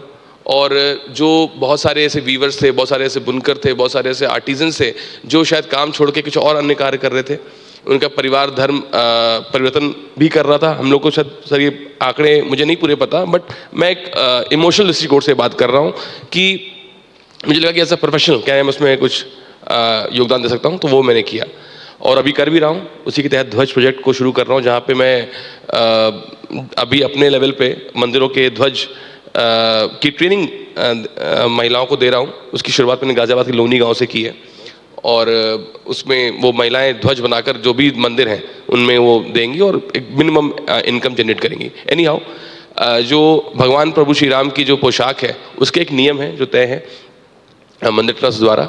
वो सोमवार को भगवान सफ़ेद पहनते हैं, मंगलवार को लाल पहनते हैं, बुधवार को हरा पहनते हैं, बृहस्पतिवार को पीला पहनते हैं, शुक्रवार को भगवान क्रीम कलर पहनते हैं, शनिवार को नीला पहनते हैं और रविवार को गुलाबी कलर पहनते हैं। कोई भी विशेष पर्व या उत्सव के दिन भगवान पीताम्बर धारण करते हैं। अब इसमें अब ये भी बड़ा चैलेंज है, 1 हफ्ते का तो बना देंगे, 2 हफ्ते का बना देंगे। आज 14 महीने हो जाएंगे, आज हो गए, आज 22 तारीख है, 14 महीने हो गए। आज भी भगवान की पोशाक गई है सुबह। तो आप ये समझिए कि उस पीले को हर रोज़ के हर हफ्ते का जो पीला है वो कैसे अलग पीला नज़र आए, कैसे वो आए अगला लाल कैसे अलग लाल नज़र आए। तो कई बार उस पर एक बहुत बड़ा, अच्छा ये भी बताऊंगा आपको एक बहुत इंपॉर्टेंट चीज़, इसमें मेरी कोई बुद्धिमत्ता नहीं है, मैं कोई बड़ा एक्सपर्ट नहीं हूँ और ये बताना चाहता हूँ कि लोग पता है सोचते हैं भगवान को टेस्ट करना चाहते हैं लोग, क्योंकि आप जैसे दीदी ने बोला कि लोग इतने मठ इतने चीज़ें मंदिर हैं फिर भी लोग अन्य जगह जाकर अपने सवाल खोजते पूछते हैं जाते हैं। मैं समझता हूँ कि सरेंडर्ड लाइफ जीना सबसे बड़ा क्या कहते हैं, एक तरीके से मैं कहूँगा कि एक सोल्यूशन है किसी भी प्रॉब्लम का। और अगर आपको अपने ईश्वर पे भरोसा है तो कोई भी प्रॉब्लम का सोल्यूशन मिल जाता है। आप यकीन नहीं मानेंगे, मैंने साल भर में एक्टिवली या कॉन्शियसली मैंने कभी कोई प्रयास नहीं किया कि मुझे भगवान के लिए आज ये कपड़ा मंगाना है। मैंने इससे मैं कोई मतलब मैं हूँ ब्राह्मण, लेकिन मैं कोई पंडित नहीं हूँ कि मुझे मालूम हो कि क्या आज तिथि कौन सी है, आज जत्रा कौन सा है या कब राहु काल, मुझे सब नहीं पता। मुझे नहीं पता कि कब कौन सा वो लगने वाला है। आप यकीन नहीं मानेंगे, अपने आप भगवान मन में 1 हफ्ते पहले 10 दिन पहले भाव दे देंगे कि ये कपड़ा या ये पोशाक धारण करना है, और वो यकीन मानिएगा वही मार्गदर्शन करते आते हैं। कुछ ना कुछ मन में भाव हो जाएगा। जैसे अभी शायद भैया मिले सामने, भैया बोल देंगे कि आपने वो ये क्यों यूज़ नहीं किया, तो मतलब मुझे लगता है कि शायद अगर किसी ने बोल दिया इसका मतलब वो कहीं ना कहीं एक संदेश आ रहा है कि हाँ अच्छा ये भी करना है। तो मैं अपने को बहुत एक्सपर्ट मानता था कि निफ्ट दिल्ली का पास आउट हूँ, मैं 14th rank all over India था, तो मैं बहुत बड़ा एक्सपर्ट हूँ, ये करता हूँ। बट यकीन मानिएगा कि जब मैंने भगवान प्रभु श्री राम के पोशाक बनाने की शुरुआत करी, हमारे पास हम लोग कल्चरली इतने रिच है ना, हमने उसमें प्राइड ही नहीं कभी लिया। We are culturally so rich. मतलब मैं जब धर्मावरम के बारे में पढ़ने गया कि धर्मावरम में कांजीवरम के बगल में एक जगह है, पता लगा जो पद्मशाली वीवर कम्युनिटी है वो लोग मार्कंडे ऋषि के मतलब वही लाइन चली आ रही है जो वो अपने आप को पद्मशाली बोलते हैं। हम में से किसी को नहीं पता। तो मेरी ये भी कोशिश है कि प्रभु की सेवा करते करते मैं अपने देश की जो कल्चर है, जो हमारे टेक्सटाइल्स हैं, उनको भी ग्लोबल प्लेटफॉर्म पे दिखा सकूं। धन्यवाद। अभी षड्यंत्रों की बात हो रही है और उसी षड्यंत्रों को ध्वस्त करने वाले सुप्रीम कोर्ट के राष्ट्रवादी अधिवक्ता हमारे बीच अश्विनी उपाध्याय जी हैं। सर, आपका बहुत बहुत स्वागत है। और इसके जस्ट बाद हम एक एक प्रश्न लेंगे, उसके बाद अगला सत्र हम आपके माध्यम से सुनेंगे। तो बाहरी कानून व्यवस्था को राष्ट्रवाद की एक वकालत से ध्वस्त करने वाले अश्विनी जी को हम अगले सत्र में सुनेंगे। अभी हम कुछ अंतिम प्रश्न ले लेते हैं। दीदी, अभी षड्यंत्रों की बात हो रही है, सनातन धर्म की बात हो रही है। एक टर्म लाया गया, भगवा आतंकवाद, और तमाम साधु संतों का वह वस्त्र रहा है भगवा, और उसको हमारे माननीय मुख्यमंत्री जी योगी आदित्यनाथ जी भी पहनते हैं। तो उस पर आप क्या कहना चाहती हैं? जो षड्यंत्र बाहर से लाया गया भगवा आतंकवाद, या कुछ ऐसे नैरेटिव गढ़े गए साधु संतों हमारे धर्मों के बारे में, कांवड़ यात्रा की का भी जिक्र आपने किया कि जो जाते हैं वो बेरोजगार हैं, कुंभ में भी लोग कहते हैं कि बेरोजगार लोग जाते हैं जबकि इतनी विलासिता थी। तो आप उस पर क्या कहना चाहती हैं, जो नैरेटिव्स गढ़े गए हमारे सनातन धर्म के विरोध में? देखिए, बढ़िया बात क्या है कि अभी देश की जनता ही उत्तर देने लगी है। अभी हमें बहुत ज़्यादा कुछ बताने की आवश्यकता इसलिए नहीं पड़ती है कि जैसे कुंभ के बारे में विषय में बात हुई कि भाई 15,000 करोड़ खर्च कर दिए, ये कर दिए, वो कर दिए, तो देश की जनता ने ही अपने अपने आईडी प्रूफ से डालना शुरू कर दिया कि देखिए मैं कुंभ गई थी तो मेरा तो 22,500 रुपये का खर्चा हुआ, तो इक्वल टू दिस इतना, तो इतने लाख रुपए जनरेट हो गए होंगे। तो देश की जनता अभी बहुत समझदार और बहुत व्यवस्थित हो चुकी है। एक तो पहला विषय ये है। दूसरा विषय ये है कि अब किसी प्रकार के भी नैरेटिव की आवश्यकता इसलिए नहीं चलेगी कि जब जब व्यक्ति 5 प्रकार की भक्तियां होती हैं हमारे यहाँ मानी गई है, मातृभक्ति, पितृभक्ति, गुरु भक्ति, देव भक्ति और राष्ट्रभक्ति, जिसमें राष्ट्रभक्ति सर्वोपरि है। मैं देश के युवाओं को भी ये बताना चाहती हूँ कि अगर आप सुबह सुबह मंदिर जा करके 2 घंटा पूजा नहीं कर पाए, भगवान को प्रणाम भी कर लिया तो ठीक है, लेकिन रोज सुबह उठ करके एक काम आपको अवश्य करना है कि भारत माता को, धरती माता को, अपने माता पिता को, गुरुजनों को बिस्तर में बैठे बैठे ही सही पर प्रणाम अवश्य करना है। हफ्ते में एक दिन निकाल करके अपने देश धर्म समाज के लिए कोई कार्य अवश्य करना है, चाहे बच्चों को इकट्ठा करके सुंदरकांड का पाठ करना हो, ये सारी चीजें। जहां तक बात रही नैरेटिव सेट करने की, भगवा आतंकवाद, तो ये उस समय से चला आ रहा है जब हमारे देश को सो कॉल ये तो बता दिया गया कि आज़ाद हो गए, लेकिन मैं सदैव एक बात बोलती थी कि करे स्वागत हम किस तरह तेरा जश्न आज़ादी, खड़े हैं सामने कितने दहकते प्रश्न बुनियादी, उगी आंखों में बेचैनी, अधर पे मौन ठहरा है, यहाँ कुछ बंधुओं में मजहबी उन्माद गहरा है, हवा में कपकपी इंसान खून में सन रहे होंगे, अभी बारूद के बादल कहीं पे बन रहे होंगे, कहीं षड्यंत्र की मलिका मल्हारे गा रही होगी, कोई टोली किसी का कत्ल करने जा रही होगी, कहीं है ग्रास हंसों का कौवे छीन ले जाए, कोई मजदूर कचरे से दाने बीन कर खाए। यहाँ पर व्यक्ति गरीब से गरीब होता चला गया, सड़कों की बुरी हालत हो गई, गुरुकुल परंपरा पूरी तरह से ध्वस्त हो गई और बड़े बड़े मदरसों को खोल दिया गया। और जब साधु संत देश धर्म समाज की कोई बात करने लगे तो उनको भगवा आतंकवाद का नाम दे दिया गया। योगी आदित्यनाथ जी जो वस्त्रों को पहनते हैं, माननीय श्रीमती डिम्पल जी कहती हैं कि योगी जी के कपड़ों का रंग जो है वो जो जंग लग जाता है वैसा कपड़ा है। मैं कहना चाहती हूँ कि जंग लगा हुआ लोहा किसी घाव पे अगर लग जाए ना तो कुछ ऐसा हो जाता है कि प्राण लेकर के ही निकलता है, फिर टिटनेस भी वहाँ पे काम नहीं करता है। तो एक व्यक्ति ने कहा कि देखो आप एक चाय वाला व्यक्ति है, मोदी जी उनके लिए ऐसी बात करती है। मैंने कहा अभी तक चाय वाले को देखा, अभी तक गाय वाले को देखा ही नहीं। तो बोले कि देखो चाय की जो धारणा है वो अगर 2 बार उबाल लिया जाए तो गलत हो जाता है। मैंने कहा चाय के शायद ऐसा होगा। बोले 3 बार प्रधानमंत्री बन गए, अब ऐसा हो जाएगा वैसा हो जाएगा। तो मैंने कहा कोई बात नहीं, अगर चाय से परेशान हो गए तो काढ़ा ला देते हैं। योगी जी तो काढ़ा है और काढ़े को जितना उबाला जाए उसके औषधीय गुण उतने ज्यादा बढ़ जाते हैं। तो हमारे यहाँ तो भगवा आएगा।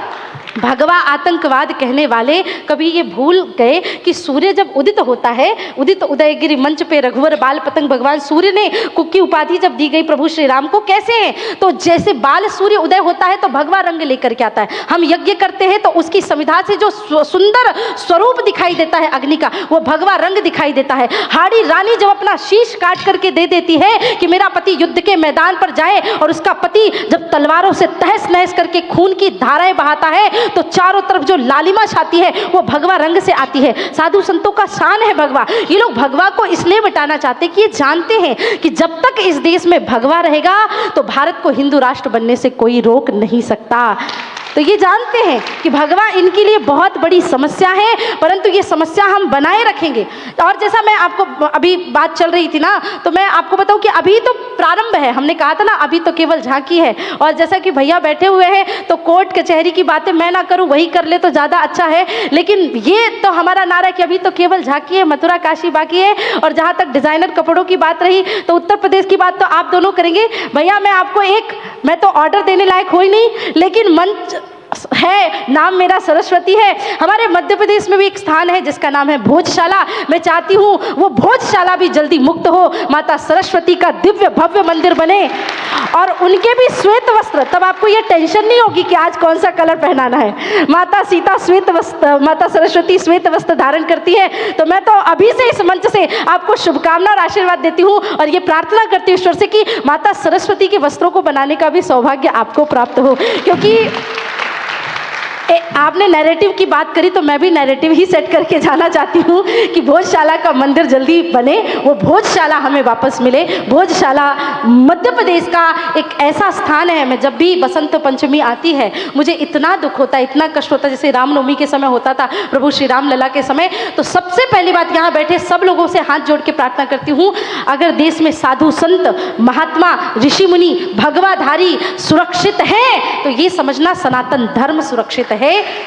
जिस दिन भगवा को आतंकवाद कहने लगे, जिस दिन भगवा के लिए बुरा कहने लगे, जिस दिन भगवा को बुरा समझने लगे, उस दिन समझना कि हम किस ओर जाएंगे। बहुत सारे लोग एक और टिप्पणी करते हैं, मैं शायद उस चीज़ से दुखी हूँ इसलिए कह रही हूँ, ये मेरी पर्सनल बात है कि आप लोग कथावाचक हैं और ये हैं फ्लाइट से घूमती हैं, ये करती हैं, आप लोगों के तो ठाठ है, मज़े ही मज़े। मैं कहती हूँ कभी 4 दिन हमारे साथ आके रह लो, जब 2-2 हज़ार किलोमीटर कभी फ्लाइट भी नहीं मिलती, कभी कुछ नहीं मिलता और बाई ट्रेन जाना पड़ता है, सुबह यहाँ शाम को वहाँ रात को यहाँ, इतनी जगहों पर जा के काम करना पड़ता है। और मुझे ऐसा लगता है कि अगर ना भी वो करना पड़े तो समस्या क्या है। एक बड़ा फिल्म का डायरेक्टर है, वो लाखों रुपए की घड़ी पहने तो कोई आपत्ति नहीं, वो हिंदुओं को आतंकवादी कहे, एक हीरो को रहीम चाचा बना के दिखाए, एक गुंडे को हिंदू बना करके टीका लगा के दिखाए कि ये बड़ा गुंडा है, उसकी तुम खूब पूजा करो, उसकी फिल्में 1000 करोड़ के क्लब में शामिल करो, तब कोई समस्या नहीं। एक साधु संत कथावाचक अगर वो एक फ्लाइट लेकर के कहीं चला जाए या विदेश में उसकी कथा चल रही है और 2 दिन उसको खाली समय मिल गया और बेचारा कहीं घूमने चला जाए, उसने कहीं फोटो डाल दिया कि भाई सुंदर दृश्य है देखिए, तो लोगों की छाती में सांप लौटने लगता है। क्या समस्या है भाई। हम देश धर्म समाज के लिए, मेरे भी 2 हाथ है, मैंने कभी नहीं कहा कि मैं देवी हूं, कोई भगवान हूं, बिल्कुल नहीं हूं, मैं मनुष्य हूं, आप ही की तरह हूं। हो सकता है भगवान ने मुझे मैसेंजर बना के भेजा है, थोड़ा बहुत पढ़ लिया है, आपको बता रही हूं, धर्म का प्रचार कर रही हूं, हिंदू राष्ट्र की स्थापना के लिए कार्य कर रही हूं। और अगर आप कितना भी क्रिटिसाइज करेंगे, मेरी आखिरी सांस तक धर्म समाज के लिए काम करूंगी, किसी से बोलने से रुकने वाली नहीं है। तो एक तो भगवाधारियों को टोकना, ये सब करना बंद कर दीजिए। कौन सा एक मुसलमान आप बताना, इतने मौलाना है, इतने सारे हलाला इत्यादि की कुरीतियां हैं, एक मुस्लिम उनके खिलाफ उठ करके बात नहीं करता, कोई व्यक्ति उनके खिलाफ बात नहीं। लेकिन हमारे लोग ही अपने महात्माओं के प्रति, बागेश्वर धाम सरकार ने एक यात्रा निकाली, बहुत अच्छी यात्रा थी, जाति पात की करो विदाई, हम हिंदू सब भाई भाई, कितना बढ़िया काम किया। भैया ने अभी कहा जब कुंभ में लोग नहा रहे थे, 60 करोड़ लोगों ने नहाया, बगल में कौन सा व्यक्ति है उनकी जाति नहीं पूछी। मंदिर में जाओ आप, कोई जाति पूछता तुम किस जाति के हो, पर सरकार ने अपने पर्सनल बेनिफिट के कारण, वोट बैंक की राजनीति के कारण हर पर्चे में, हर सरकारी पर्चे में आपको लिखना पड़ता है आप सुवर्ण हो, आप ओबीसी हो, आप क्या हो। ये जातिगत परंपरा तो सरकारी लोगों ने बना करके रखी है, आप वहां से हटा दीजिए। धर्म के लोग अपने आप वो हटा करके ही बैठे हैं। ना मंदिर में जाति पूछी जाती, ना कथा में जाति पूछी जाती, ना कुंभ में जाति पूछी जाती, ना किसी कार्यक्रम में जाति पूछी जाती। और मुझे ये बात पता है कि लोकसभा बसंती चोला पहन के जिस दिन आएगी, गली गली मेरे भारत की वृंदावन बन जाएगी। धन्यवाद। अंतिम प्रश्न हम शांतनु सर से लेंगे। अभी बात हो रही थी नैरेटिव्स की। महाकुंभ में एक नैरेटिव गढ़ा गया कि बेरोजगार लोग आते हैं, जबकि उसकी विलासिता इतनी थी कि करोड़ों का टर्नओवर हुआ कुंभ से, स्टीव जॉब्स की पत्नी आई, ऐसे बड़े बड़े उद्योगपति आए। तो आप इस पर क्या कहना चाहते हैं, आपने कैसे उसकी विलासिता देखी और उसका अर्थव्यवस्था में क्या योगदान रहा इस बार महाकुंभ का? देखिए, जैसे मैंने पहले कहा कि 15,000 करोड़ रुपए का व्यय सरकार की तरफ से था, उसमें 7,500 करोड़ सेंट्रल गवर्नमेंट मोदी सरकार के थे और 7,500 करोड़ योगी सरकार के थे। 15,000 करोड़। अभी CII की फिक्की की दोनों की रिपोर्ट आई कि उसने 3.5 लाख की इकोनॉमी जनरेट करी। उसको बड़े आसानी से कैलकुलेट भी किया जा सकता है। 66 करोड़ लोग हैं, उससे आप 5,000 भी गुणा कर दीजिए तो आपको 3 लाख करोड़ आ जाएगा। लेकिन इसमें मजे की बात है, अभी हमारे जो अर्बन डेवलपमेंट ऑफिसर है उनसे मेरी बात हुई, उन्होंने कहा ये जो 15,000 करोड़ है इसमें से 80%, बड़ी सुनने वाली बात है, ये परमानेंट इंस्टॉलेशन है। परमानेंट मतलब एयरपोर्ट का एक टर्मिनल बन गया, 12 पक्के घाट बन गए, उसमें कई पार्क बन गए, उसमें सॉलिड वेस्ट मैनेजमेंट का सिस्टम बन गया, उसमें जो प्रयाग को चार अलग अलग जगह से आने वाले हैं वो 4 लेन के हाईवे बन गए। ये तो खर्चा भी नहीं है, ये तो इन्वेस्टमेंट है। तो इसका मेरे ख्याल से 80% तो हटा दो, ये तो इन्वेस्टमेंट है। अभी मुझे बता रहे थे कि प्रयाग भारत के 30-40 टाउन्स में से आ चुका है, उसका इंफ्रास्ट्रक्चर इतना अच्छा हो गया है कि वो भारत के बड़े बड़े टाउन में आ गया है। तो इसमें से अगर 80% आते हैं, 20% तो 3,000 करोड़ है। तो ये 3,000 करोड़ ने 3 लाख की इकोनॉमी जनरेट करी है। वो जो खर्चा है, जो टॉयलेट का, जो टेंट लगाने का, जो पीपा पुल बनाने का, जो चक्कर प्लेट्स लगाने का, वो तो मात्र 3,000 करोड़ रुपए। ऐसा भाई कौन वेंचर कैपिटलिस्ट है, ऐसा कौन एंटरप्रेन्योर है जो 3,000 करोड़ से 45 दिन में 3 लाख करोड़ रुपए कमा दे? ये केवल भगवान राम की, भगवान कृष्ण की और भगवान माता लक्ष्मी की कृपा से हो सकता है। देखिए वहां पे एक बात मैं बता के बात खत्म करूंगा, जो उस कुंभ में, पुराने कुंभों में अंतर क्या होता था। 2013 का कुंभ था, 12 साल वाला पूर्ण कुंभ था, अखिलेश यादव मुख्यमंत्री थे, और ये 2019 का अर्ध कुंभ और 2024 का महाकुंभ। योगी आदित्यनाथ नाथ परंपरा के, उनका अपना भी एक वो लगा था, उनका अपना भी 10,000 साढ़े 10,000 कैंप लगे थे, उसमें उनका भी था। बाद में वो एक किसी चर्चा में बता रहे थे, मैं तो 22 साल में संन्यास ले लिया, 1994 1994 में, जब वो 22 साल की उम्र में थे तब से संन्यास ले लिया। कहते तो मैं तो सारे अर्ध कुंभ, सारे पूर्ण कुंभ तो आता ही था। तो उनके लिए तो बैटल ग्राउंड था, उनको तो बल्कि एक रजरज पता थी उसकी। कह रहे मैं तो हरिद्वार कुंभ में भी गया, वो पूरा उन्होंने एक सेशन लिया कि हरिद्वार कुंभ में क्या फर्क है, नासिक कुंभ में क्या फर्क है। तो सारे IAS ऑफिसर उसमें नोट बना रखे थे। तो एक ये व्यक्ति कुंभ लीड कर रहा है, जो आधा किलोमीटर दूर अपनी गाड़ी रोक देता था अखाड़ों के पहले और चलते हुए जाते थे सारे अखाड़ों से मिलते। सबकी परंपरा पता थी, किसकी पूजा कब शुरू होती है, किसका उद्बोधन क्या है, किसके मंत्र क्या है। एक ऐसा संत जब कुंभ को लीड करता है। अब अखिलेश यादव के समय में 2013 की जब सरकार थी, 207 MLA थे अखिलेश जी के पास, 65 मंत्री थे। कुंभ का प्रभारी कौन हुआ इन सब में से? आजम खान। एक आजम खान जो कुंभ लीड करेगा, और जब योगी आदित्यनाथ नाथपंथी साधु कुंभ लीड करेगा, तो कुंभ में तो परिवर्तन आएगा ही आएगा। तो वो कुंभ का जो परिवर्तन है वो आपको दिखता था। एक बात जो अभी सुबह ही मुझे बात हुई एक किसी हमारे IAS ऑफिसर से, वो बोले कि हर मीटिंग में योगी आदित्यनाथ जी एक बात कहते थे, बात सुनकर आपको आनंद आएगा, कि भाई ये घमंड मत करना कि कुंभ तुम करा रहे हो। उनका सर हमारा कुंभ है, हमारे कुंभ में आ रहे हैं। कुंभ संतों का कुंभ है, कुंभ श्रद्धालुओं का कुंभ है। तुम कांटे भी बिछा दोगे तो कुंभ तो मनाने आएंगे। कुंभ तो सदियों से हो चला है। तुम तो बस एक अच्छे होस्ट होने की का अगर सम्मान ले सको तो वो आपका सौभाग्य है कि तुम एक अच्छे होस्ट बन पाओ। ये उन्होंने कहा कि आप ये घमंड मत करना कि कुंभ आपका कुंभ है। कुंभ तो संतों का कुंभ है, वो तो आएंगे। विविध वैचारिकी और मंथन हुआ। जो अमृत है वह ग्राह्य है और जो विष है उसको बाहर निकाला गया। और स्वास्थ्य मंत्री जी ने पहले ही कहा कि हम फाउंडेशन के साथ मिलकर के उस विष का भी कुछ इलाज करेंगे। तो सत्र समाप्ति की ओर है और साध्वी जी हमारे साथ हैं। दीदी की एक बहुत प्रसिद्ध कविता हुई और मुझे लगता है कि लगभग सारे हिंदुओं को जो सुननी चाहिए और लोगों ने सुनी। अंत में दीदी बस इस आग्रह है आपसे एक छोटा सा कि आप वो कविता हम सभी को पुनः सुना दें और इस सत्र का सबसे अच्छा अंत वही हो सकता है। तो दीदी आपकी ऊर्जा से ओतप्रोत वह कविता। मैं कम से कम 1,500 बार सुना चुकी होंगी लोगों ने उस कविता को लेकर के। देखिए कहते हैं कि विषय तब बोलना चाहिए जब विषय से विषयांतर नहीं होना चाहिए। तो मैं कभी भी कोई बात रखती हूँ तो उसकी 1 मिनट की भूमिका आधी मिनट की अवश्य रखती हूँ। तो मेरी आधी मिनट की बस भूमिका इतनी है। और मुझे ऐसा क्यों लग रहा है कि मैं जितने भी प्रसंग पे बात कर रही हूँ उसके प्रसंग के सभी लोग यहाँ उपस्थित हैं, है ना। तो मैं पुनः अपनी बात को कोर्ट की ओर और एक संसद भवन की ओर भी ले कर जाना चाहूँगी कि एक बड़ा व्यवस्थित कार्य अभी देश में चल रहा है कि कोर्ट में आप किसी भी प्रकार का अपना भाव प्रस्तुत कर सकते हैं। पहले आतंकवादियों के लिए आधी रात को कोर्ट खुल जाते थे, रामलला के लिए नहीं खुलते थे। लेकिन अब ऐसा हो गया है कि लोग अब वक्त की ज़मीन से लेकर के सारी चीज़ें अब ट्रिब्यूनल कोर्ट की जगह लोग ये चाहते हैं कि आम जो हमारे डिस्ट्रिक्ट कोर्ट इत्यादि में ये भाव रखने लगे।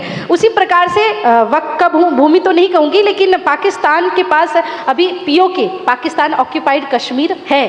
तो जब भी मैं कश्मीर और ये कविता बोलती हूँ तो मुझे POK की याद आ जाती है। तो ये संदर्भ अभी है और मैं जानती हूँ कि वो कश्यप ऋषि की तपस्थली है। कश्मीर। और कश्यप ऋषि की तपस्थली होने के कारण हम सभी कश्यप गोत्र उत्पन्नो हम सब जब मंत्र बोलते हैं और ये बात कहते हैं तो हमें ये नहीं लगता क्या कि जो हमारे ऋषियों की भूमि है वो भूमि का कम से कम पूरा भूभाग हमारे पास होना चाहिए। कौन कौन व्यक्ति यहाँ पे बैठा हुआ चाहता है कि पूरा का पूरा कश्मीर हमारे पास होना चाहिए? हाथ उठाइए। सभी चाहते हैं।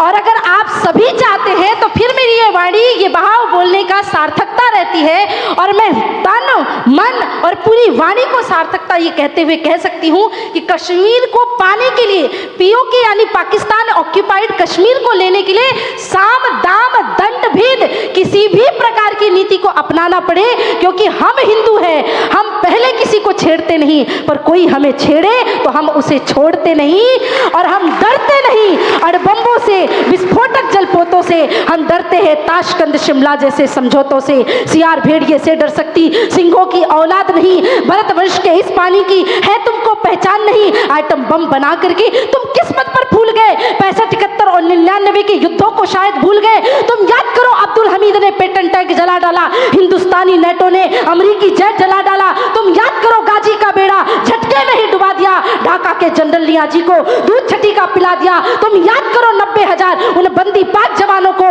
तुम याद करो शिमला समझौता, इंदिरा के एहसानों को।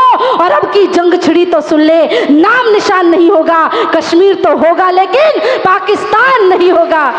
ये आवाज, ये एटम बम पर हिम्मत कौन दिखाएगा? अरे इन्हें चलाने को क्या बोलो, बाप तुम्हारा आएगा। अब की चिंता मत कर, चेहरे का खोल बदल देंगे। इतिहास की क्या हस्ती है, पूरा भूगोल बदल देंगे और धारा हर मोड़ बदल के। अभी तो केवल प्रयाग में कुंभ लगा है, लेकिन धारा हर मोड़ बदल के लाहौर से गुजरेगी गंगा, इस्लामाबाद की छाती पे लहराएगा भारत का झंडा। रावलपिंडी और कराची तक सब कुछ गारत हो जाएगा, सिंधु नदी के आर पार पूरा भारत हो जाएगा और फिर सदियों सदियों तक जिन्ना जैसा शैतान नहीं होगा। कश्मीर तो होगा लेकिन ऐसे नहीं, दोनों हाथ ऊपर उठा के मुट्ठियां बांध के बोलिए, कश्मीर तो होगा लेकिन भारत माता की, भारत माता की जय जय श्री राम, जय जय श्री राम। मुझे विश्वास है अगर आपने इतनी ही दृढ़ता के साथ मुट्ठियां बांध के अपनी जय जय घोष रखी, इतनी दृढ़ता के साथ आपने मेरी बात को अपनी आवाज के साथ बुलंद करके कहना प्रारंभ कर दिया, तो पाकिस्तान की तो बात ही क्या करे, उसकी स्थिति तो वैसे ही जर्जर हो रखी है। मैं एक राजस्थान में ये कविता सुना रही थी तो एक माता जी ने कहा, साध्वी जी आप इतना कड़वा मत बोलो, हमारे यहाँ माताएं अगर चावल धोकर पानी भी बहा दे बाड़मेर से तो राजस्थान में, पाकिस्तान में बाढ़ आ जाएगी। इतना छोटा सा पाकिस्तान है, उसको कुछ करने की आवश्यकता नहीं। पर दुख तो इसी बात का है कि हमारी माताओं को उन्हें ये सिखा दिया है कि बेटियों को रोटी बनानी आनी चाहिए। मैं आज यहाँ बहनें भी बैठी है, माताएं भी बहनी हैं, तो ये कहना चाहती हूँ कि अगर पाकिस्तान और बांग्लादेश जैसे देशों से निपटना है जो हमारे सनातन संस्कृति को नष्ट करना चाहते हैं, उनको अपनी बेटी को यह सिखाना पड़ेगा कि रोटी बनाना आए या ना आए, लेकिन शस्त्र चलाना अवश्य आना चाहिए हर बेटी को और हर बेटे को। और क्योंकि मैं अब कथावाचन के क्षेत्र से आती हूँ तो एक आखिरी बात और कहूँगी कि लोग कहेंगे ये क्या सिखा रही है। जैसे भैया ने कहा ना कि कुंभ में किसी को कह देते थे फाइन लगेगा तो नहीं रुकता था, क्योंकि मैं खुद 22-23 दिन कुंभ में रुकी तो मैंने ये जो गतिविधियाँ आपने सब बताई वो मैं महसूस कर पाई थी कि जो आप बताए थे कौन सा हॉर्न आ रहा है, कौन सा आ रहा है। बगल में यज्ञ चल रहे थे तो हम तो संतों के यहाँ जब जाते ही रहते थे पूरा समय तो यही चलता रहता था। तो ऐसा सच में होता था कि कह देते थे कि भैया फाइन लगेगा, तो अरे ठीक है ना दे देंगे 500 रुपये। जो आदमी दिन का 4,000 कमा रहा है बाइक से लोगों को इधर उधर ले जाने का, उसके लिए 500 क्या बड़ी बात है। लेकिन अगर कह दिया भैया पाप लगेगा, गंगा जी की सौगंध तुमको, वो आदमी सच में रुक जाता था। तो हमारा देश तो इतना आध्यात्म से परिपूर्ण देश है कि पाप पुण्य देखता है। तो जब हम अस्त्र शस्त्र चलाने की बात कहते तो लोगों को लगेगा कि भाई पाप लगेगा किसी को मारने में। आपने अभी कहा अद्वेष्टः सर्वभूतानां मैत्र्यः करुण एवचा, जब सबके प्रति मैत्री भाव रखना है तो शस्त्र क्यों चलाना। तो 5 जगहों पर बहनों को भी सुनना पड़ेगा, भाइयों को भी, राष्ट्र रक्षा के लिए, आत्मरक्षा के लिए, यह हमारे धर्म ग्रंथ कहते हैं, ध्यान से सुनना, आत्मरक्षा के लिए, राष्ट्र रक्षा के लिए, धर्म रक्षा के लिए, किसी कन्या के विवाह के लिए और गौ रक्षा के लिए, इन 5 जगहों पे शस्त्र उठाने में शास्त्रों के हिसाब से पाप नहीं लगता है। तो इसलिए और शास्त्र शस्त्र तभी उठाना जब शास्त्रों को पढ़ लेना पूरी तरह से। जिसने शास्त्रों को पढ़ा नहीं, अगर वो शस्त्र उठाएगा तो वो गुंडागर्दी और अपने पर्सनल बेनिफिट के लिए भी काम कर सकता है, लेकिन जिसने शास्त्रों को पढ़ा है वो केवल धर्म की स्थापना के लिए शस्त्र उठाएगा, वो उसके विपरीत कहीं और शस्त्र नहीं उठा सकता। क्योंकि हम हिंदू हैं, हम ऐसी विचारधारा के व्यक्ति नहीं, हम पीठ पे वार नहीं करते। हम महाराणा प्रताप की संतानें हैं कि अगर शत्रु ने हथियार फेंक दिया तो हम शत्रु को उठा करके गले से लगाते थे, पानी पिलाते थे, भोजन कराते थे। हम वो नहीं है कि 17 बार मोहम्मद गौरी को हरा हरा के छोड़ दिया। हम वो लोग हैं जो धक्के मार करके लोगों को निकाल देते थे और कह देते थे जा, अरे तू निहत्था, हम तेरे ऊपर क्या वार करेंगे। तो हम पाप पुण्य से डरने वाले लोग हैं, लेकिन बाज जगहों पे शस्त्र उठाना पड़े तो अवश्य उठाना, तभी हमें हमारा पीओके यानी पाकिस्तान ऑक्यूपाइड कश्मीर मिल पाएगा। बहुत धन्यवाद, बहुत बहुत धन्यवाद। इतने सारगर सत्र का ऐसा अंतिम उद्बोधन हो